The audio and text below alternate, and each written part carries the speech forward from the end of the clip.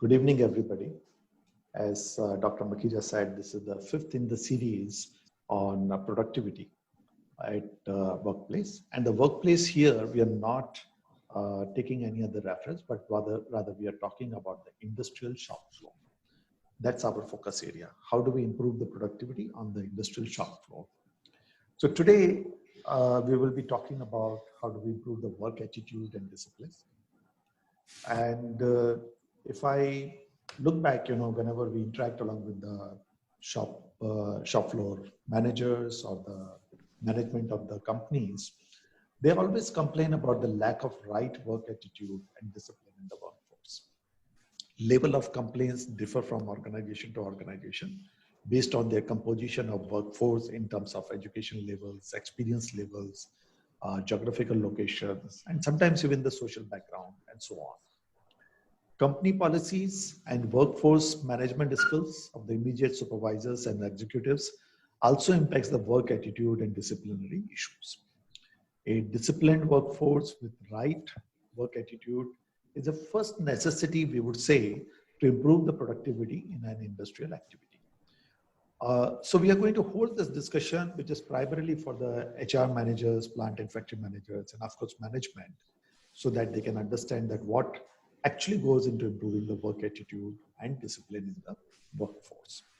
Let me share the presentation so that we can discuss more in context. Is the presentation visible? Okay, all right. So today we will be discussing what are the common challenges on the shop floor. How do we define work attitude and workplace discipline? We will also discuss how we can engage the employees effectively and what are the recommended best practices and corrective actions possible. Like we did it in the past 4 webinars, we will again take a case study to contextualize and make it easy to understand the whole subject. Our focus will remain on the lower spectrum of the workforce, which is usually the casual and contractual workers, operators, and technicians, etc. We are not going to focus out onto the managers and the executives and so on, because that's not the focus area we work along with. Okay. As Dr. Makija already said it, that it's not a new term, but this is the more relevant term, I would put it, that employee engagement is a more relevant term in today's context. So we are going to discuss that at length as well and try to understand that part also.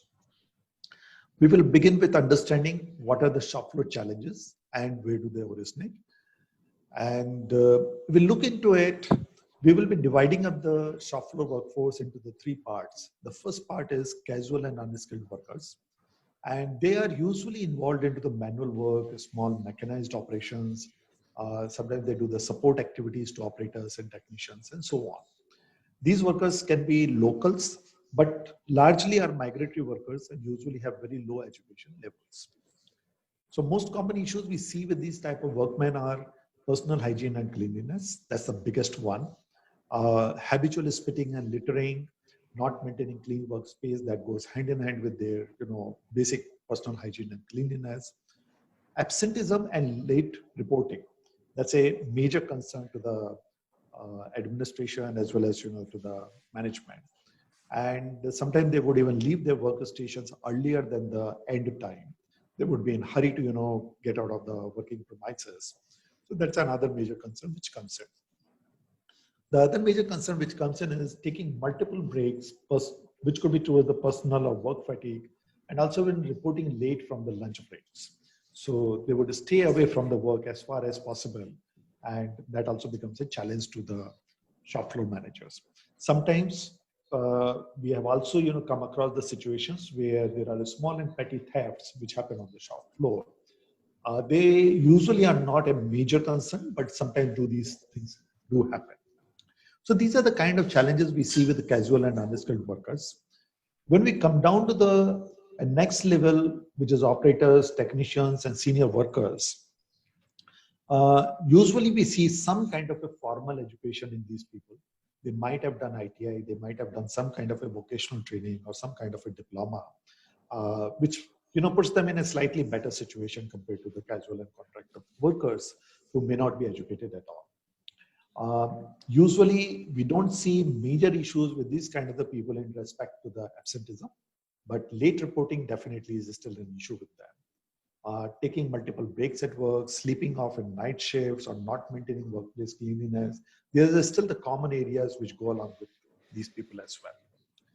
The general discipline and attitude towards work with these people can be very lax, and this might result into the quality and safety incidences. The senior workers, though experienced, they still may show the laxity towards work, and general discipline might be an issue. We also see that sometimes the complacency sets in these people. They get into that I know it all or I've done it many times kind of the mindset. So that's another challenge which we see on the shop floor. Okay. When it comes down to the slightly senior people in terms of the supervisors, frontline leaders who actually manage the shop floor or these teams, there are challenges even over there as well. Some kind of the challenges which occur in terms of preconceived notions towards the casual workers and employees in terms of their ability to manage teams and conflicts, giving appropriate instructions and managing activities and so on and so forth.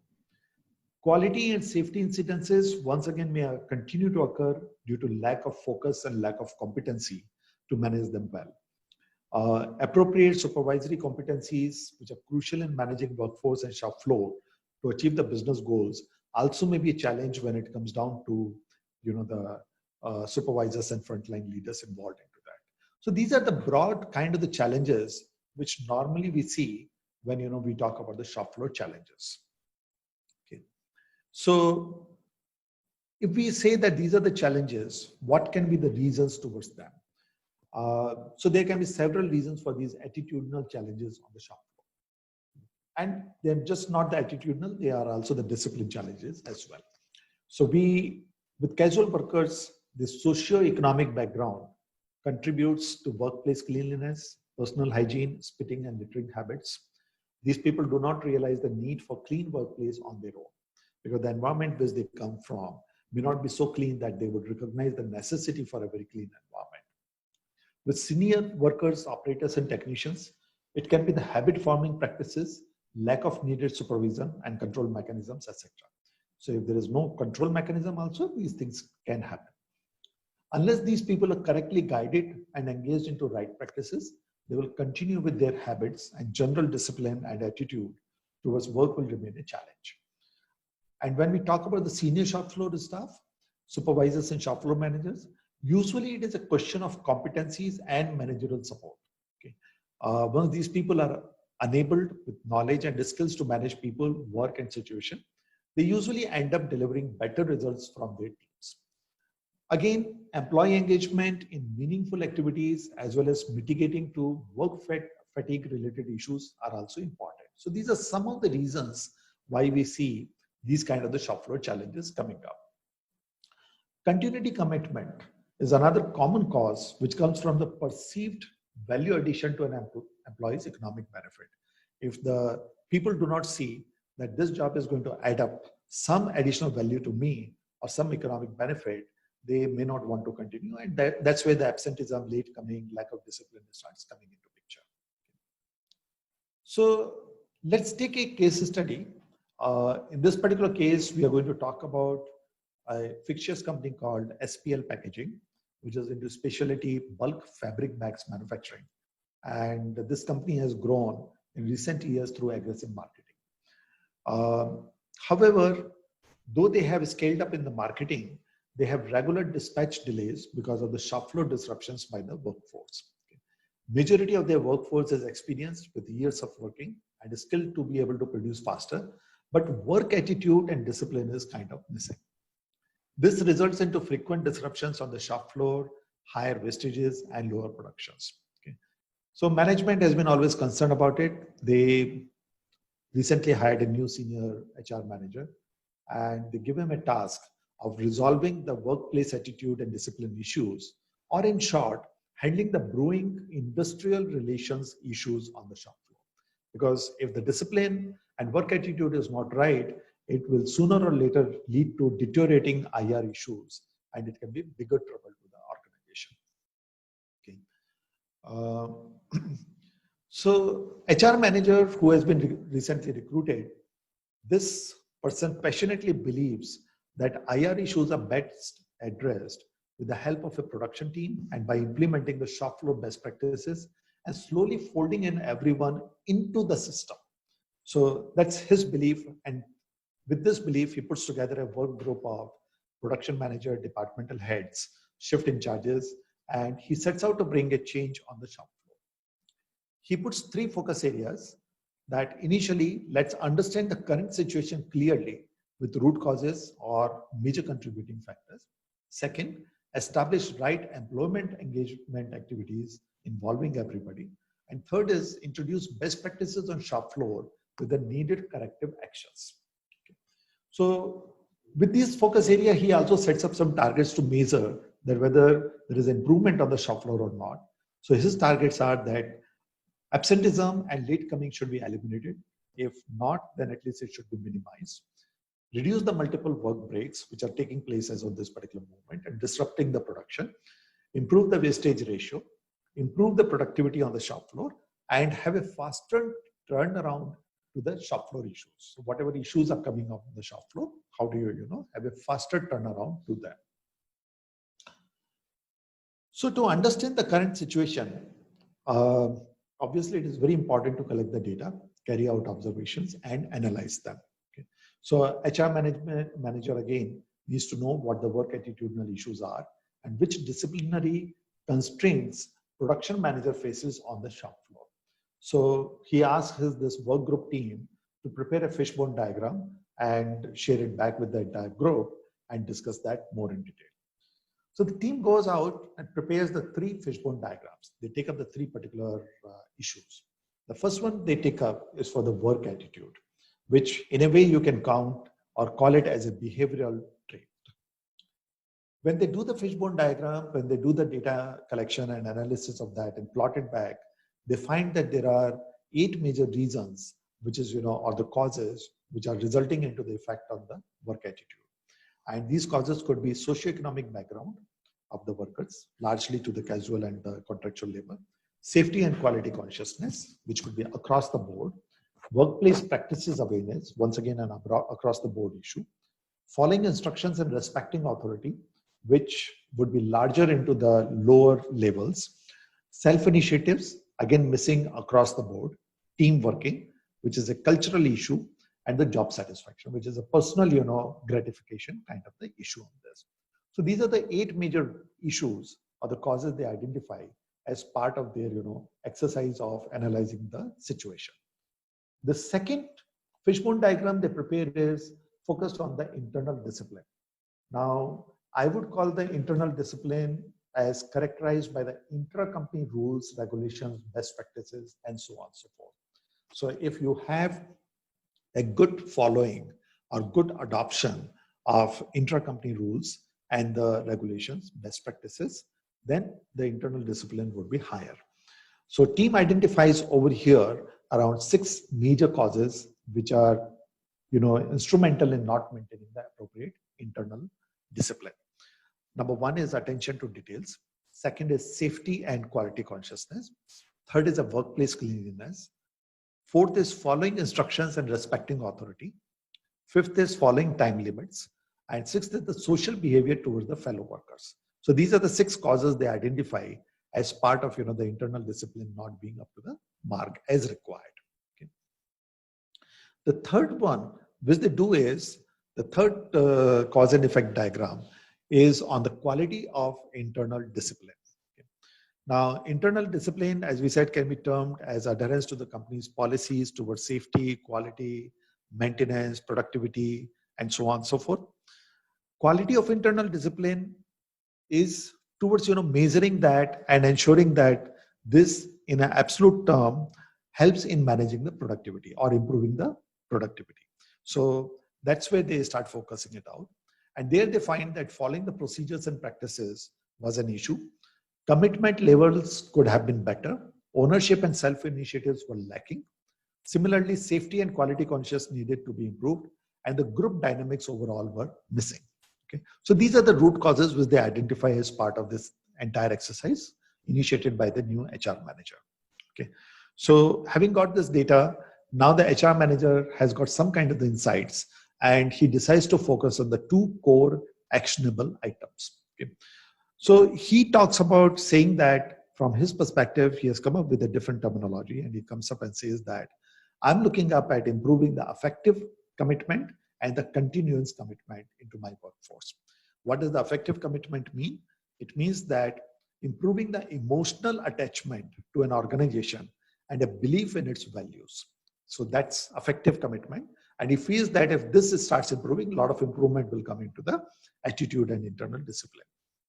The second thing is continuous commitment, where an employee feels that his value of remaining with the organization is going to be higher compared to leaving it and going to another organization, which again will mean that he will stick around in the organization for a longer period for whatever reasons, whether it's economic benefit or his belief system into it. So there is a continuity over here. So these are the two factors the HR manager, wants to rather kind of focus upon. Very interestingly, he says that I would work beyond the monetary rewards. I would not bring the monetary rewards as the motivating factor to improve the attitude and the discipline over here. So before we go into these two specific topics and understand that what this guy has been able to achieve and how, let's try to understand that what the employee engagement activities can be. Okay. So normally, the HR considers employee engagement as involvement of an employee, either into various committees, let's say for managing infrastructure, facilities, canteens, or so on, or maybe even carrying out the fun activities like taking part into sports and tournaments, doing some company outings, bonding games, soft skill stuffs, or maybe even some technical training. So to them, training, learning and development activities, participation into the committees, participation into some kind of the extracurricular activities are generally considered as the employee engagement. While these two activities do lift the environment and make the employees happy to a certain extent, they do not contribute to the productivity or improvement on the shop floor as much as perceived. And also it is very difficult to measure them and base the rewards and recognition schemes on their effectiveness. So this person at the SPL packaging, he understands this very clearly, this limitation of the current employee engagement practices being followed by the other people. He is also a firm believer of employee engagement in continuous improvement activities, which can be measurable and also directly contribute to the organization. So he defines the employee engagement activities for all three types of the workforce levels. And those are: one, for the casual and contract unskilled workers, he defines the employee engagement activities here at a very elementary level and towards ensuring the effective working. So these workmen may change regularly. So it is also necessary that they are given a robust induction training and taught their work well. He focuses more on the training and induction and other things. Second, these guys would be given specific works which are cleanliness and hygiene responsibilities, not just to ensure it themselves, but also to educate and control others in their own work areas, so that they become, the messengers, they become the kind of motivators even for others as well. Okay. And on top of it, he feels that they would be involved in daily shift briefings, and their feedback will be sought at the end of the shift.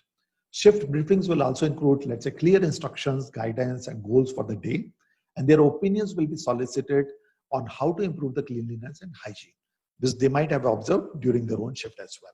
So this is an engagement where they're constructively contributing with the thought processes, observation, and so on, and they are even guided into that particular activity. Okay. With the operators and technicians and the senior workers, he realizes that they would have the required operational knowledge and also substantial work experience. So these workmen would need to be involved in problem solving and troubleshooting exercises. They need to become part of the cross-functional teams for various issues resolutions. They would also become part of the special purpose teams towards safety and emergency response, maybe even facility management, practices implementation, and even the standard operating procedure reviews.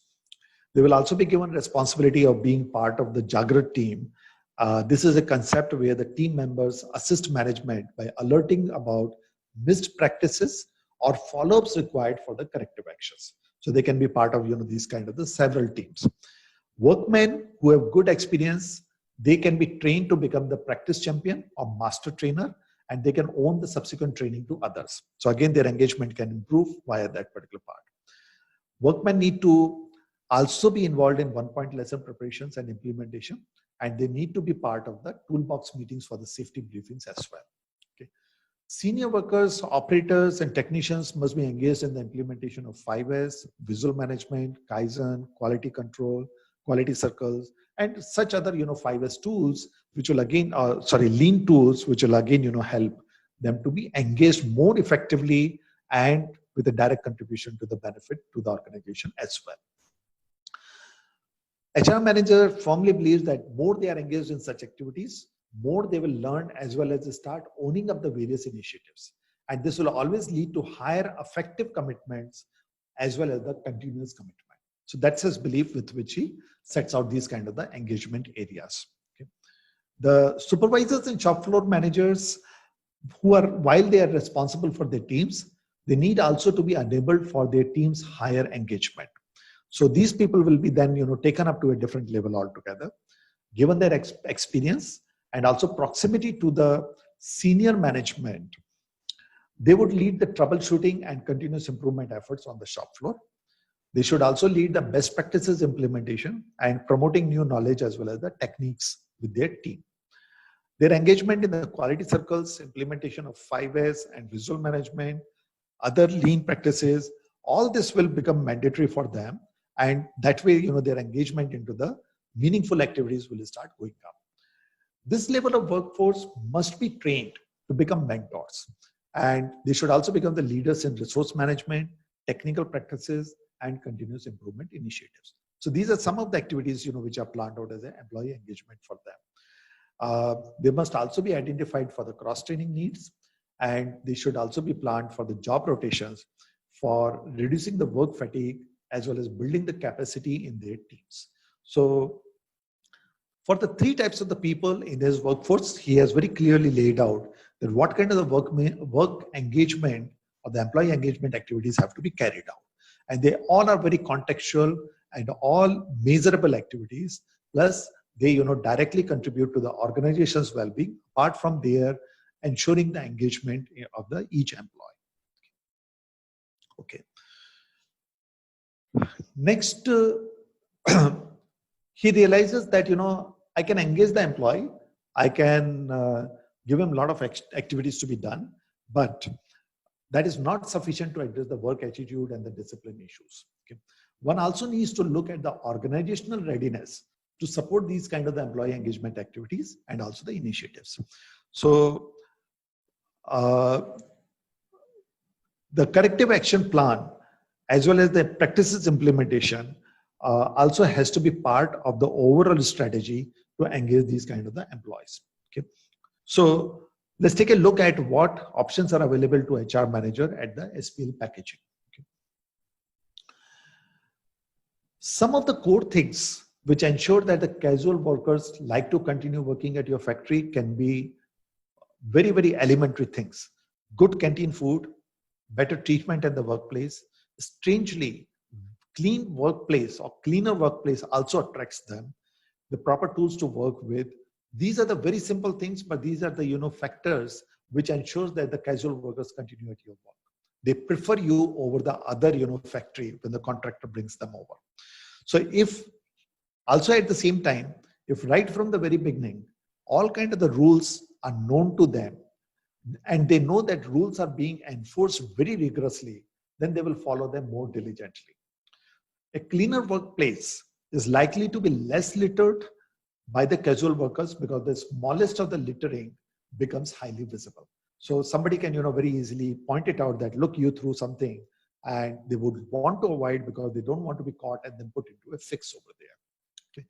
Similarly, workers who are given the formal induction training as well as the systematic training for their work, they tend to have the less work attitude or discipline issues. Okay. So some kind of the training program has to be built into it. Quality of the internal discipline, it will improve dramatically with the well-defined and standardized work, proper training, visual controls, audit and review mechanisms, and feedback system.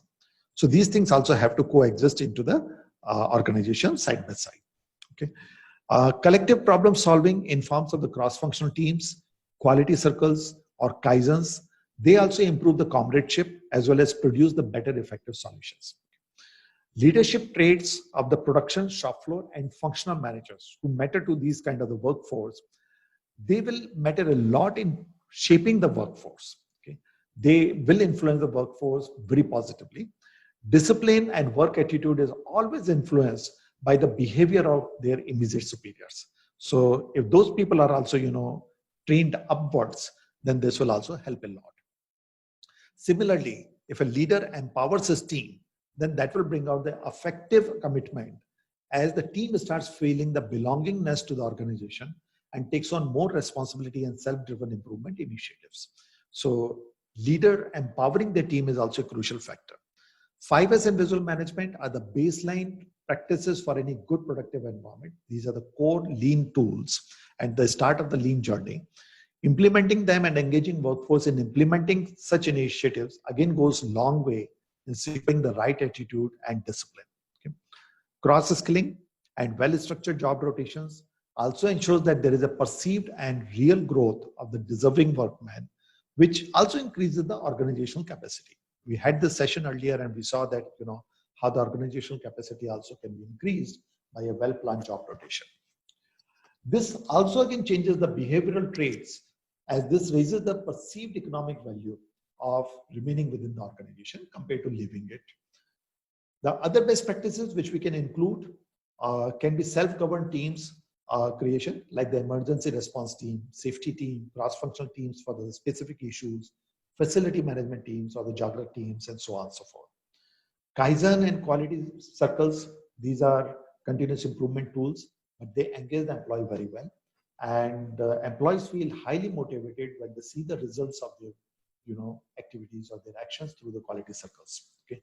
And that's because they keep the employees focused on how to find a right solution, and output of those solutions can also be clearly measured in terms of monetary and tangible benefits. So when I see a monetary and tangible benefits occurring because of my efforts, my motivation level usually would be higher. Okay. Setting up activity norms and work standardization by carrying out work studies and also helping in also helps in mitigating the work fatigue. And if the work fatigue has been reduced, it can again be a motivator to change of the attitude at the work. Okay. Setting up regular review and feedback systems, mistake proofing practices, these also help in improving the workplace discipline. Not to leave out a well thought rewards and recognition system is always required to motivate the team. But this rewards and recognition system need not be monetary based. It can be in multiple different ways. Maybe in some particular session, we will also talk about how to design those systems. But the monetary rewards alone are not always the best motivators. Okay. However, they are best demotivators if I don't get the reward. So we have to be very careful over here. Establishing checklists at each workstation for necessary activities, they also help in reducing error chances and again improve the engagement of the employees, because now they're doing it in a systematic way, following certain rules and regulation and so on and so forth. Okay. So these are some of the best practices which can be introduced when you want to increase the employee engagement, and all the best practices along with the employee engagement go hand in hand. Let's take a look at what kind of the corrective actions also should be thought about, because you have now implemented certain best practices, you have got employee engagement activities initiated. But what if the things don't go north as planned, they go west or south, then you should also be prepared for some kind of a corrective action or some intervention to ensure that they turn back to the north once again. So while we establish the best practices, it is equally important to establish the checks and balances to ensure their continuity. And these checks and balances can be corrective or punitive in terms of their definitions. Usually, we would focus on, number one, on regular audits and reviews of the practices established. If we don't audit back and we don't review back what we have established, pretty soon we'll realize that those practices are not in practice anymore. Okay? Repetitive training is another major important part. We may have trained once, but we have to continuously train till it becomes part of their life, part of their thinking process, and they believe into it. Okay? Again, close monitoring of basic rules adherence is also necessary to be able to ensure timely intervention. This also makes the intention of the organization very clear to the workforce that organization means business. They have established rules. They don't want the rules to be broken, and they will go to any length to ensure that those rules are imposed, and more than imposed, they are adhered to. People benefit from those rules. Okay. Training, it has to be embedded into the daily work management plans. It cannot be one of kind of the event on a regular basis. Whether it is a new employee, the proper induction training has to take place. Even if that person has been there for quite some time, one per day, some training or the other has to take place, which is covering some topic and reiterating it back. Maybe you are bringing out the new ways of doing it, you are bringing out the best practices into it, updated technologies, anything, but the training has to be part of the daily work management plan, which can ensure the continuity of the learning for the people. Okay. In case of repetitive mistakes, which may happen initially, the root cause identification is must, and it should result into either the improvement into the systems, methods, or lead to the enhanced training. If we don't do this particular thing, then the mistakes can keep on happening, and then the people will lose the faith after a certain time, and they will, just go back to their own ways of working. Immediate intervention in such cases when the repetitive mistakes do happen is must to maintain the momentum as well as trust factors of the workforce. And organization may even establish the penalties or maybe even take the disciplinary action if the repeat situations keep happening. It has to be carrot and a stick kind of approach. We just cannot say that we'll continue to offer the carrot. In cases where it is beyond a reproachment situation, the disciplinary action has to be taken, and we must not shy away from that as well. So having looked into what can be done, having looked into the employee engagement activities, best practices which can be implemented, and the corrective action framework which can be implemented, now he plans out a series of things to be done into his organization.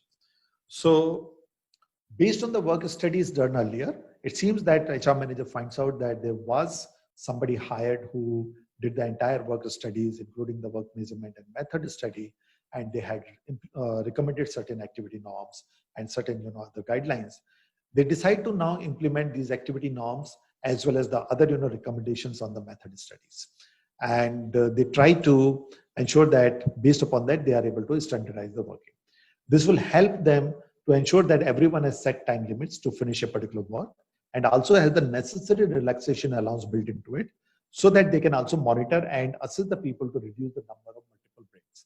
If the work fatigue was the cause, then the work fatigue cause can be removed over here, and the multiple breaks can be reduced over here. Okay. They also decide to implement the 5S in visual management, and for that they create the zones. They assign the zonal responsibilities to the workforce based upon their current competencies and motivation level. This again brings in the engagement and in a right way, because now you're implementing the right methods of improving the workplace cleanliness, and they themselves are engaged into it to implement it.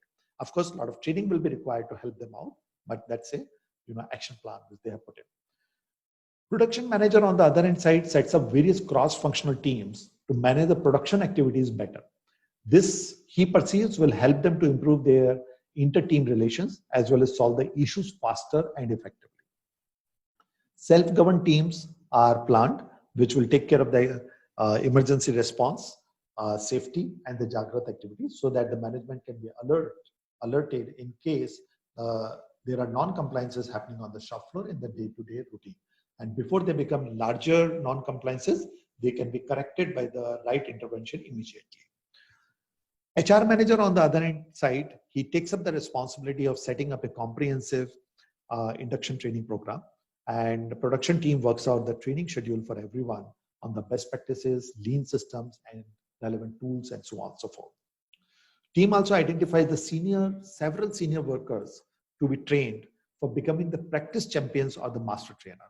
If the people have got a lot of experience, why they can't be turned into practice champions or the master trainers, and they then can train the others as well. And that's a moment of pride also for them. There's also a recognition of their knowledge levels and so on and so forth. Team also decides to put in action the revised shift briefings where everyone is involved in receiving it and also providing the feedback. Okay. HR team on the other hand side says that they will undertake the job analysis on job family creation so that they can investigate the possible cross-skilling for the job rotation, which can again, not only increase the organization capacity, but also increase the competencies into the team and also increase their satisfaction levels. A measurable rewards and recognition system, which is non-monetary, is also planned for recognizing the performers and to motivate the others. And based upon all the studies they did and the presentation this team made to the management also approves more decentralized leadership approach, which will mean that the employees are empowered more at different levels. So it's not always a centralized decision making now over here.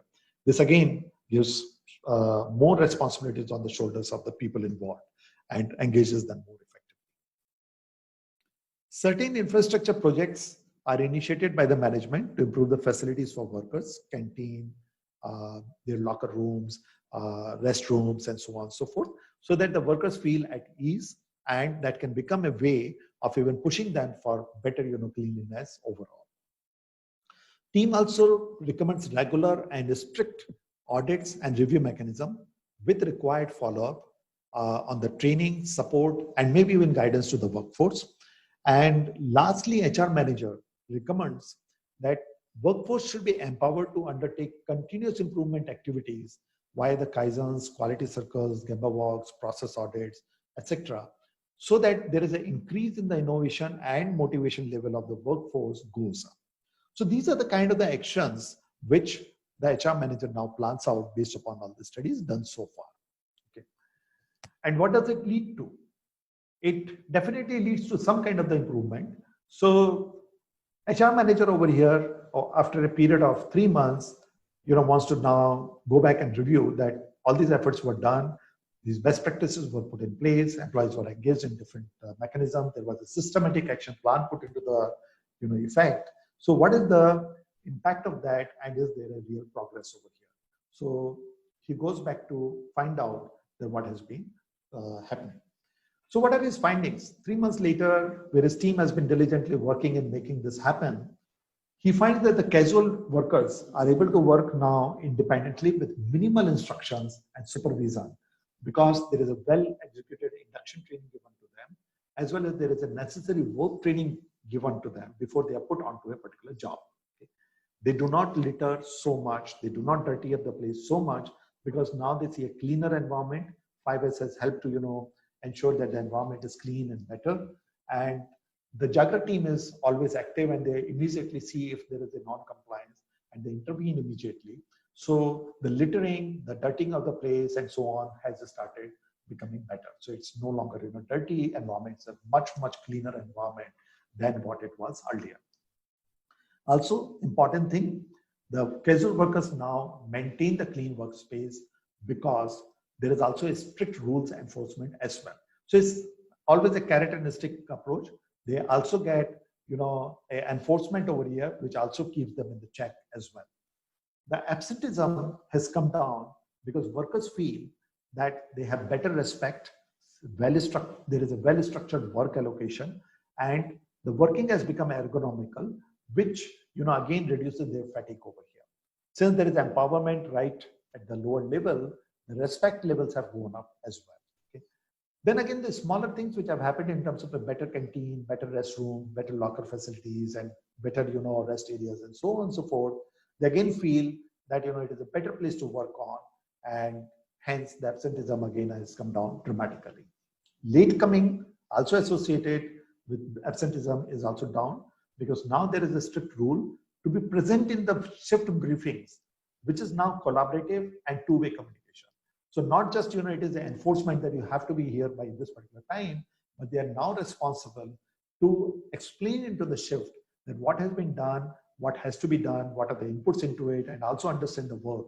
So their attendance becomes important, and hence they themselves are not now becoming late into the office or into the factory. Operators and technicians now take pride in their work because they now understand it better, that what exactly is being done, but they also take pride because they're contributing to the improvements via the Kaizens and the quality circles as well, and also the 5S and visual management and other initiatives. Their engagement in the 5S and visual management activities helps them to understand the importance of reducing waste in every respect, which again, helps them to understand other sides of the coin and take care of it by themselves rather than being prodded by the seniors into it. Every time they face a problem, they are now coming together to form a cross-functional team and use the problem-solving tools taught to them to identify the root causes and resolve it.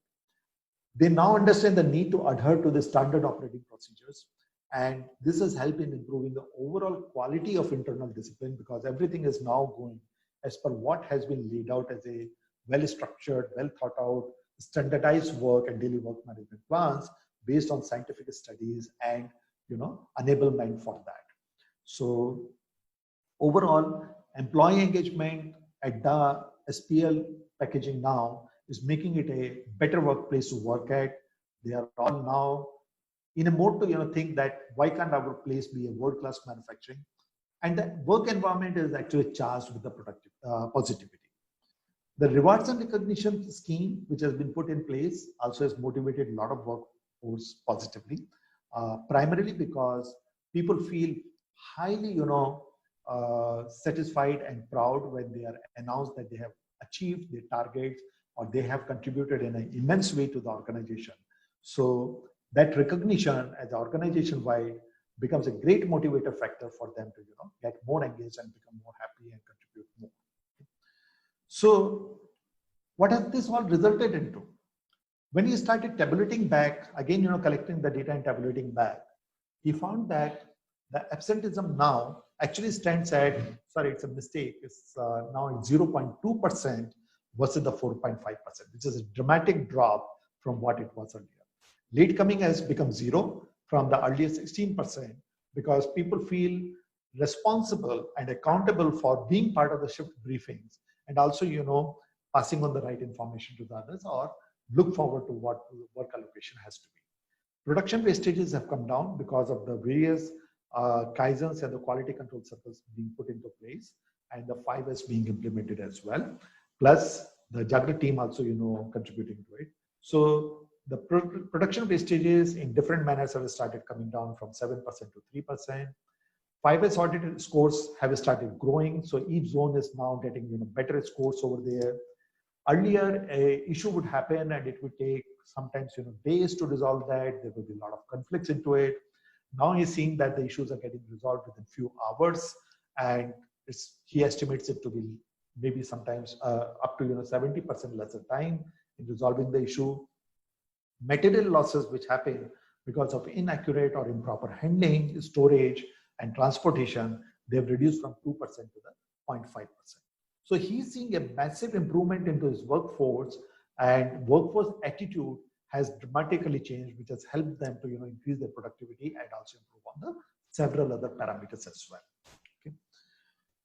So coming back to the effective and the continuous commitment, which we talked earlier, which he set it up as a goal, he finds that now the effective commitment of the worker has gone up because they believe that the organization now stands firmly on its principles and is open to improvement for everyone's benefit.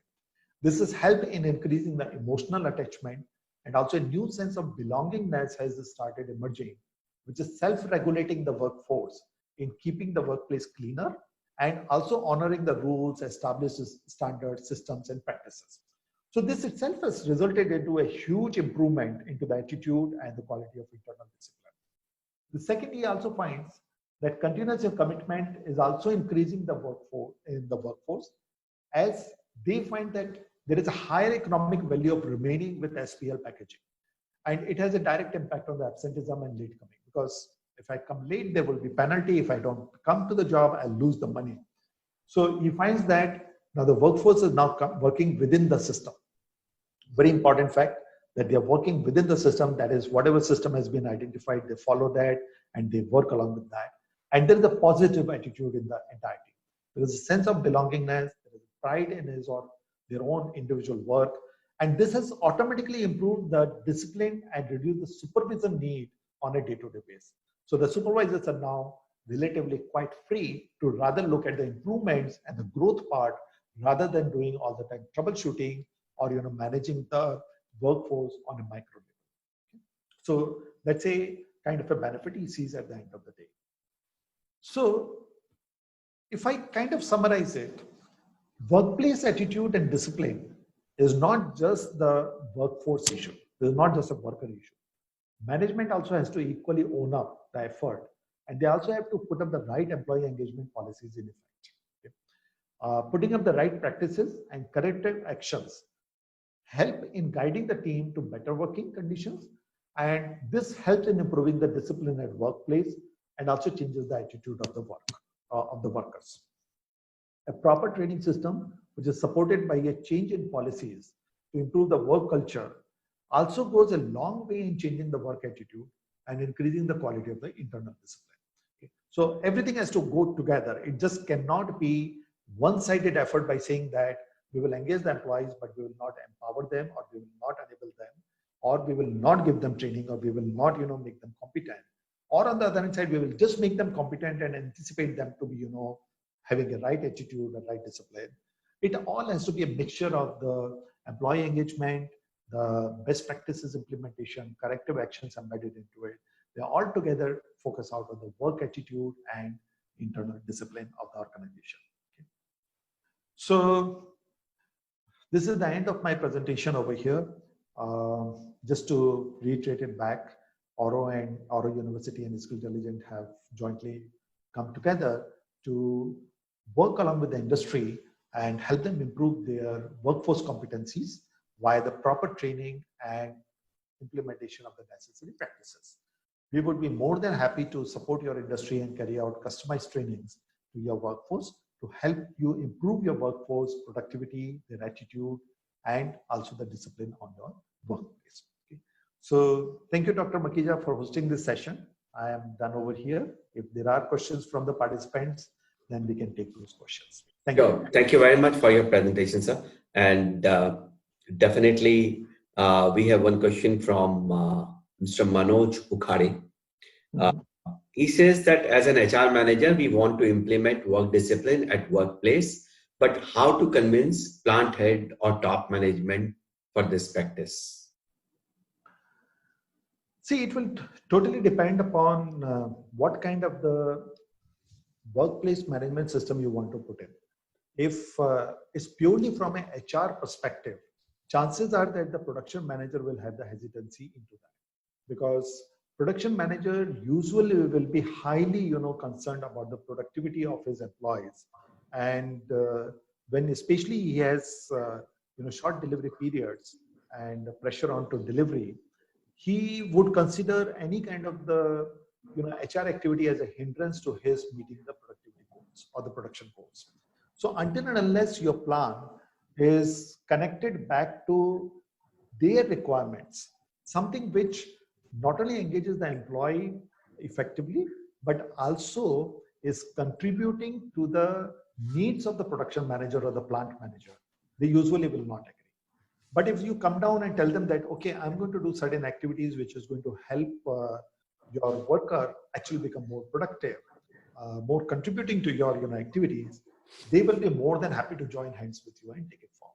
So it will all depend upon how you present it and how you take it down to your plant management.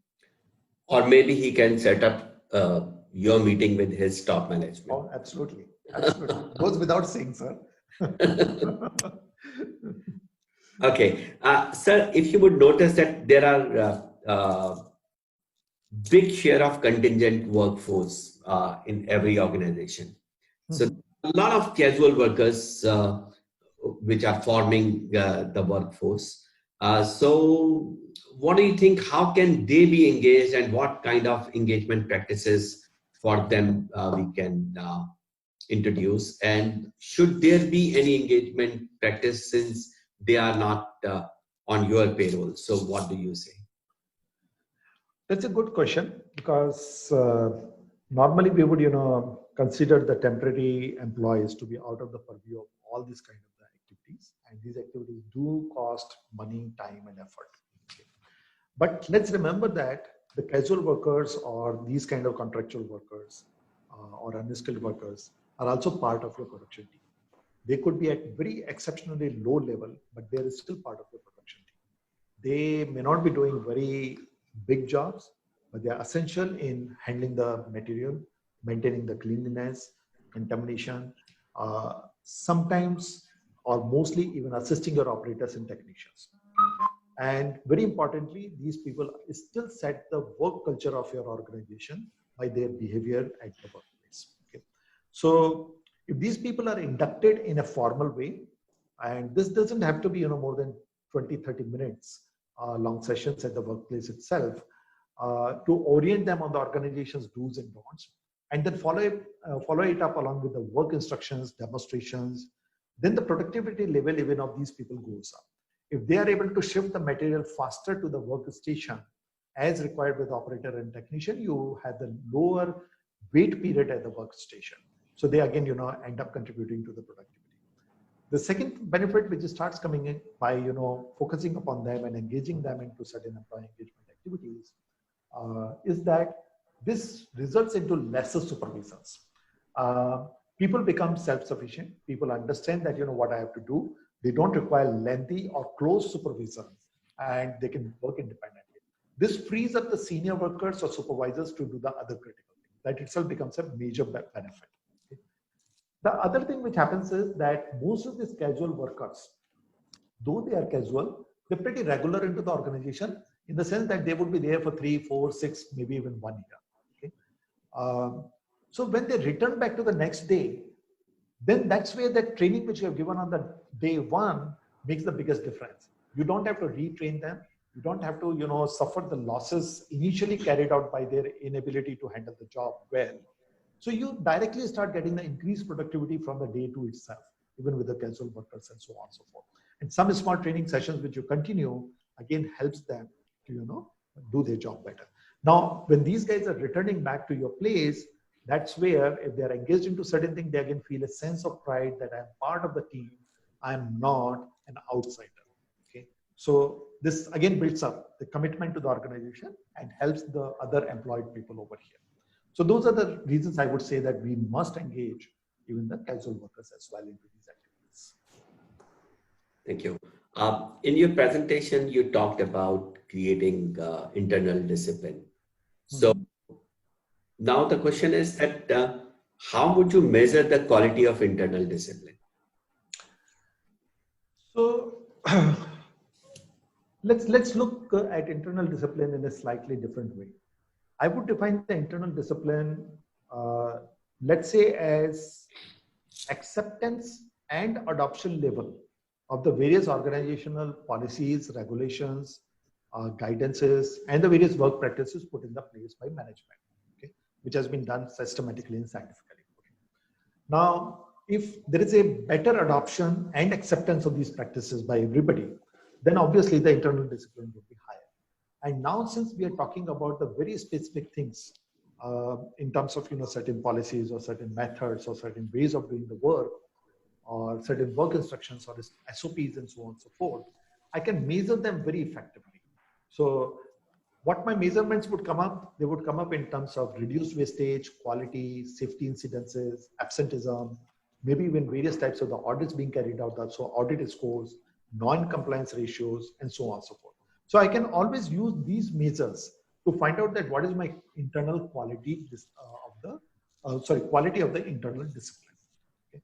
So that's how we actually measure the quality of internal discipline. Right. Thank you very much. There is another question for you, sir, that it reads that we have done several rounds of training, but there is no change in the work attitude. Do trainings really work? So So very relevant question because this is a common thing which comes up. We do regular trainings and yet we don't see a change in our workforce.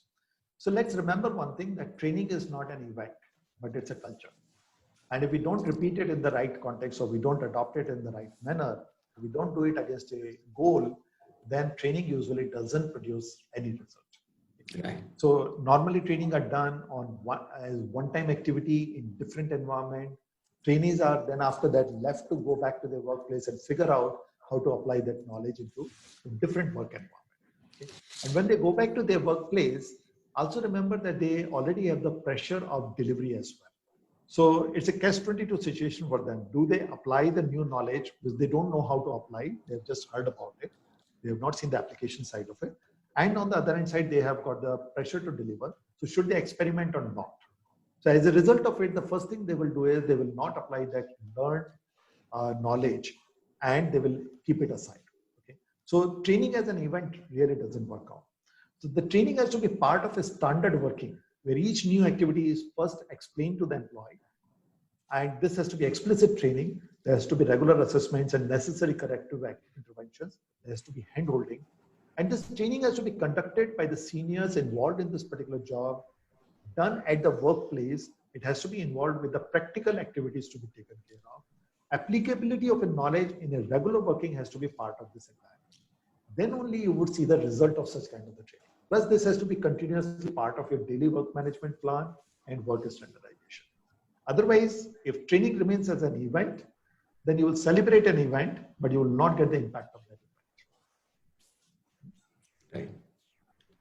Right. Another question. My workforce does not understand the need for maintaining clean work environment despite our spending substantial money on infrastructure. What can be done? Yeah, usually we would go back and say that we have spent so much of the money, but the workforce doesn't know how to treat it well. Okay, and it's a very common thing which we have seen. I can take some funny examples which we have seen in many companies. But fact remains that do our policies and the shop floor leadership also empower these people to live into that proper environment effectively? Okay. So in absence of the support and empowerment, what happens is workforce which has not used these good, better facilities, they would revert back to what they know the best. Okay. So as a result of it, these people, also let's remember that some of these people come from a different kind of a socio-economic background, and in their own socio-economic background outside the industry premises, they do not live in a very, very clean, hygienic or very elaborate infrastructure. Okay? So they have certain way of living and they would carry that into your work premises. So we need to sensitize them on these particular issues. We need to persist with the proper training. We have to have an audit system. We have to handhold them for a considerable time. And only when we have a strong audit associated with the disciplinary action and training and support, along with maybe even, who knows, even the rewards and recognition system, that we will see these investments into the clean work environment paying off over here. Okay. So it has to be two ways. Right. Great. So thank you very much. That's all from my side, and it was really a great presentation. And I'm sure it was very useful for those who have been managing the shop floors and the workplace, and they would be taking a lot of learnings away home, and they would be able to improvise the work culture at the shop floor. And anybody who wants to discuss on this further can contact Mr. Kishore Sharma, and he can take forward. Sharma ji, anything you would like to add on about our next episode? Sure. Yeah. I think let us, just to conclude this session first, the significance of discipline in an organization cannot be overlooked, as productivity, company profitability, and employee morale can get negatively affected. And I'm sure today's presentation would certainly help us in identifying the gaps and improving work attitude and discipline. Best practices and corrective actions as shared would help us to initiate change. And we know that it is a continuous process which over a period of time will keep on producing results. Right. So we conclude here with a clear understanding that work attitude and discipline in workforce is of utmost importance, and we must ensure that it is being managed well in our organization. And we thank Atul sir for giving such a wonderful presentation. And let me announce here that the next session of ours would be held on coming Friday, again at 4 p.m. And the topic would be how to create good shop floor training material. So in the next session, we will learn how to make an effective shop floor training material. Again, Atul sir would share his experience and insight with us. So let me take this opportunity to thank Atul sir for being with us, and Makija sir for hosting this session, and all the participants for being with us. And I have shared the presentations of all of our sessions with you, and today's presentation also will be shared in some time. Thank you very much for being with us. Thank you, sir. Thank you, Vikrant sir. Thank you. Thank you very much. Thank you. Thank you, everyone.